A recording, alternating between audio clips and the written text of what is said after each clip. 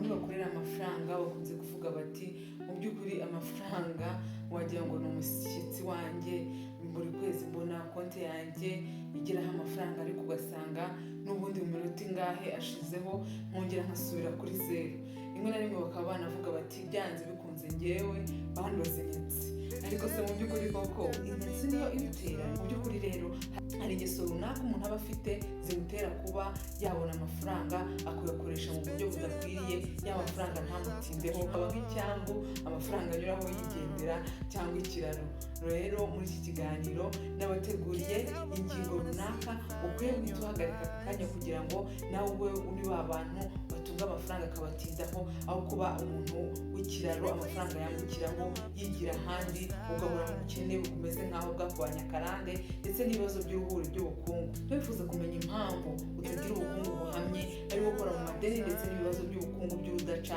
Navuga ko wageze aho akwiriye ugiye gukura ibisubizo ibibazo wahoraga wibaza ndetse ugaguha amakuru agufasha kuba wafata ingamba nshyashya zituma nawe uba mu bantu batunga amafaranga akabatindaho, ubaka ubukungu burambye bakava mu bukene bw'akarande. Nongeye gusuza aho uherereye hose kuri iki kiganiro, muhawe ikaze bamikazi, mwahisemo neza gukurikira Kiberinka TV. Nitwa Diane, nashinze Kiberinka TV kugira ngo umunyarwandakazi aho aherereye hose agire amakuru ahagije ku bijyanye n'ubukungu, imibanire ndetse no kwiyitaho ku buryo buhoraho. Nzajya bashyikiriza ibiganiro ndetse n'amakuru akora mu buhanga n'ubushishozi atuma ubuzima bwanyu buva ku rwego rumwe bukagera ku rundi. Rero bamikazi, niba utarakanda kuri subscribe reka ngushishikarize kubikora aka kanya kugira ngo utazacikwa n'ikiganiro na kimwe mu byo dukora tubategurira. Bizimbiye mu magambo, reka twinjire byibise mu nsanganyamatsiko y'uyu munsi. Kanya gato n'umucika.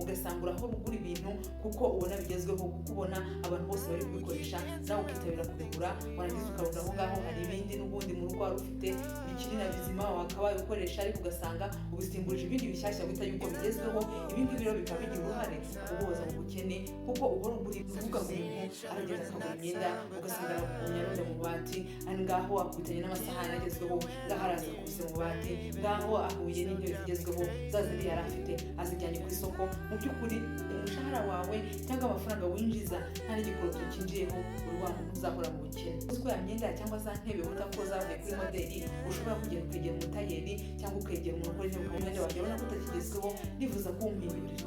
Ndakubwiza ukuri yuko uwo mutayeri ujye kuba umuhanga yakora wa mwenda wawe ugasanga ubaye mushyashya, ugiye kuri modeli ushaka utiriwe ugura ibindi bishyashya. Iyi ni nk'uko nguko n'intebe ushobora kujya ku muntu uzikora ukamubwira uti izi ntebe zanjye urabona zifite umwenda utagezweho cyangwa n'uburyo ziteye ntabwo bigezweho, ndagusabye kugira ngo uzihinduremo intebe zigezweho. Nawe mu kanya nk'ako guhumbya uzasanga cya gikoresho cyawe gihindutse gishya kimere nk'ibyo wifuzaga. Urubuga ecofriendlyhabit.com rwitangaza ibi ngibi ukoze yo kuba wagenda ugahindura igikoresho cyawe ukagigira mu buryo bugezweho utiriwe ugura igishyashya.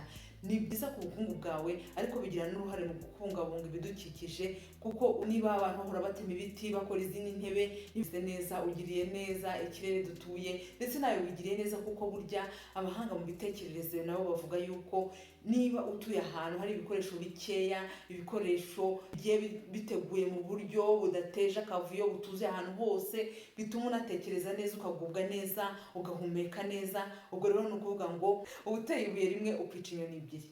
Ikintu cya kabiri ni ukubaho nk'uzapfa ejo. Hari abantu mu by'ukuri, hari imvugo igezweho cyane cyane mu rubyiruko, hari imvugo yari igezweho mu minsi yashize, usanga urubyiruko ruvuga uti nta myaka 100. Mu by'ukuri uyu ni wa muntu uba wumva yuko ese ejo ntazi niba ashobora kubaho, akavuga ati mbese nta nubwo kuramba ari na ngombwa, kandi ibyo mfite n'ubundi nzapfa ejo. Iyi myumvire rero ni imyumvire idakwiye, abayobozi bacu bayamaganiye kure, nawe ubwawe ugiye kuyamaganira kure, kuko ntawe uzi iminsi azamara kuri iyi si. Rurema wenyine niwe uzi igihe yakugeneye uzamara kuri iyi si. Niyo mpamvu udakwiye kwitega iminsi, ahubwo nk'umuntu ugomba guhora witeguye, uri umuntu ugomba gutegura ejo hazaza he, kuko niyo wapfa ukabisiga abazagukomokaho ni ukuri bazagirirwa umugisha, ndetse bavuga bati umuntu twakomotseho rwose yari umunyabwenge, yari umuntu ushyira mu gaciro, uzi kwiteganyiriza. Ni ukuvuga ngo rero ku mafaranga winjiza gerageza ukureho ayo wabika aza kugoboka mu gihe cy'akaga, uyabike mu kigega cy'ingoboka, uyabike mu buryo bw'izabukuru, mbese ntukabeho nk'umuntu uzapfa ejo, ahubwo ubaho umuntu ugenda witeganyiriza. Ntawe umenya aho ibyago biteye biturutse, ntabwo ari byiza ko wagakwiye kuba wirukanka ujya kuguza kandi warabonye amahirwe yo kuba wagenda wibikira amafaranga yawe ukaba yagufasha utagize uwo wanduranya nabo. Umushakashatsi mu by'ubukungu witwa Robert wanditse igitabo gikunzwe cyane mu by'ubukungu cyitwa Rich Dad Poor Dad, avuga yuko ari byiza gukemura ibibazo by'ubu ariko ntiwirengagize n'iby'ahazaza niba uha agaciro ubuzima bwawe. Ikintu cya gatatu abantu bakunze guhora mu bukene bakora ni ukwihutira kuzamura amafaranga usohora mu gihe wikanze yuko amafaranga winjiza hari akantu kazamutseho.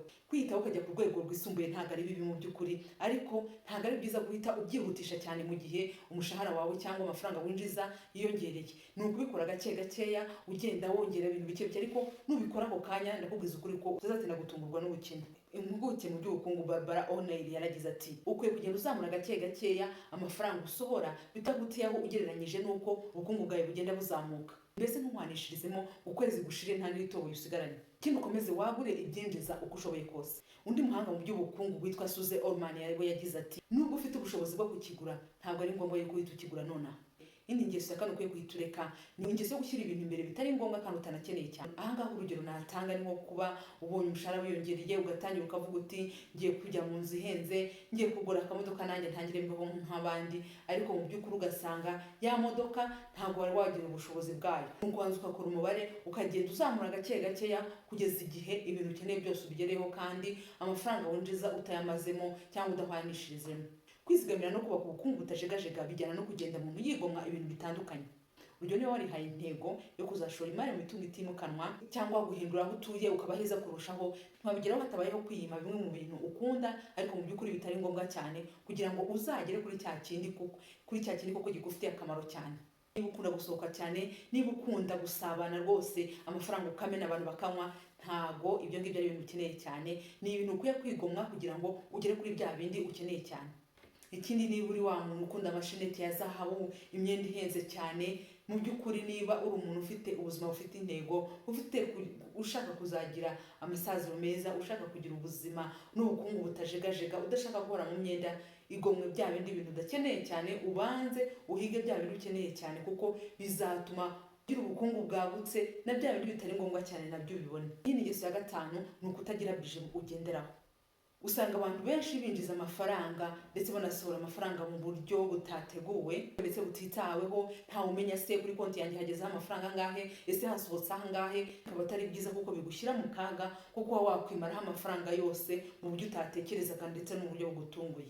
Amakuru dukesha urubuga cnbc.com agaruka ku bushakashatsi bwakozwe na kaminuza ya Scranton yahuye yuko abantu bagera kuri 52% bananirwa kugera ku nzozi zabo, bitewe n'uko batagira iteganyabikorwa muri gahunda zabo. Nk'uko rero iyo udateganya amafaranga uzakoresha mu gihe runaka, urugero mu gihe cy'ukwezi, usanga wayakoresheje nabi ugura ibyo udakeneye, ugasanga mu by'ukuri ushidutse usigaranye zero. Icyo wakora rero, ukora urutonde rw'ibintu uzakenera mu gihe cy'ukwezi, mu gihe cy'amezi abiri cyangwa mu gihe cy'umwaka. Nurangiza rwa rutonde ruba ari rwo ruyobora imikoreshereze yawe y'ifaranga, bizakurinda gutakaza mu bitari ngombwa cyane. Ikintu cya gatandatu rero gishobora kugutera ubukene bukabije ndetse ubutene noneho utazapfa no kwikuramo, ni ukwirengagiza ideni rya banki. Abantu bamwe baryoherwa no kuguza ariko kwishyura bikaba intambara. Ariko nubwo kuba wakwambura umuntu mudafitanye amasezerano byoroshye, kwambura banki yo ntabwo byoroshye. Ni ukuvuga ngo ideni rya banki rizagukurikirana na mpaka. Impuguke mu by'ubukungu Benjamin Graham yagize ati ikintu kibi cyane ushobora gukora cyashyira ubukungu bwawe mu kaga kurusha kuba wasesagura amafaranga ni ukwirengagiza ideni rya banki. Amafaranga ya banki nta hantu wayahungira, uko byagenda kose uzabona bakugezeho, kandi ikibi cyayo agenda yiyongera yikuba, inyungu zirushaho kuba nyinshi uko igihe kigenda cyiyongera. Ni ukuvuga ngo isaha n'isaha uzabona bakuguye gitumo, usange bagutereje utwawe ibyo ubukungu wibwiraga ko wubatse nta kintu gishobora kubunyeganyeza, usange waye umuyonga mu kanya gato nk'ako guhumbya. Gerageza wubahiriza amasezerano, wishyure gake gake nk'uko mwabyumvikanye, uzasanga rya deni rwose rikoroheye. Reka mbe garukiye ahangaha kuri uyu munsi, reka mbashimire uburyo mwabanye nanjye kugeza ku musozo w'iki kiganiro. Ibitekerezo byanyu ku ngingo twaganiriye bihawe ikaze, nabashishikariza kutwandikira hano hasi hagenewe ubutumwa buduha ibitekerezo byanyu ku ngingo twaganiriyeho uyu munsi, kandi ushobora no gutanga igitekerezo icyo twabaganirizaho ubutaha. Reka mvuge ngo nakagaruka, mukomeze kugira amahoro y'Imana ndetse n'imigisha yayo bahoreho mu byo mukora byose. Bye.